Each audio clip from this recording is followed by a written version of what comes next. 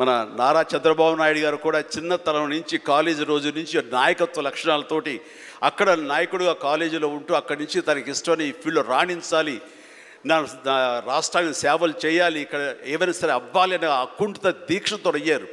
ఆ రోజున రామారావు గారు ఉంటారని ఆయన పాలిటిక్స్కి వస్తారని కాదు, ఆయనకు మీద నమ్మకం ఆయన. అట్లా ఏ మారుమూలు ఉన్నా నేను ఎట్లయితే యాక్టింగ్ మీద నా నమ్మకంతో నేను ఎలా ఉన్నానో అలాగే నాయకత్వ లక్షణాలతో పాలిటిక్స్లో రావాలి, రాణించాలి, ఇతోధికంగా ఎంతో సేవలు చేయాలని అనుకున్నారు. కాబట్టి నాయకుడిగా, స్టూడెంట్ నాయకుడిగా, విద్యార్థి నాయకుడిగా ఉన్న ఆయన పాలిటిక్స్లో రావడం ఏంటి అనుకోని పరిస్థితుల్లో అవకాశాలు వస్తే వాటిని చేజిక్కించుకుని వాటిని ఆసరాగా తీసుకుంటూ అంచెలంచెలుగా ఎదుగుతూ ఈ రోజున మనం చూసేటువంటి అద్భుతమైనటువంటి ఒక మహానాయకుడిగా ఎదిగారు.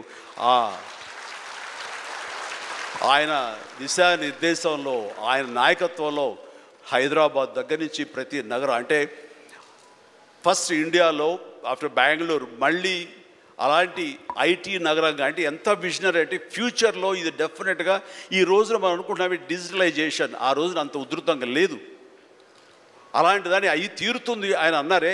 ఆయన మైండ్ సెట్ ఆ రోజున అలా షిఫ్ట్ చేసుకుని దానికి కట్టుబడి ఉన్నారు. కాబట్టి ఈ రోజున ఐటీలో కానివ్వండి, అతను డిజిటలైజేషన్లో కానివ్వండి, ఇదిగో ఈ రోజున ఏఐలో కానివ్వండి, ఆ స్థాయికి వెళ్ళటానికి నాంది పలికినటువంటి పాయనీర్ మన చంద్రబాబు నాయుడు గారు.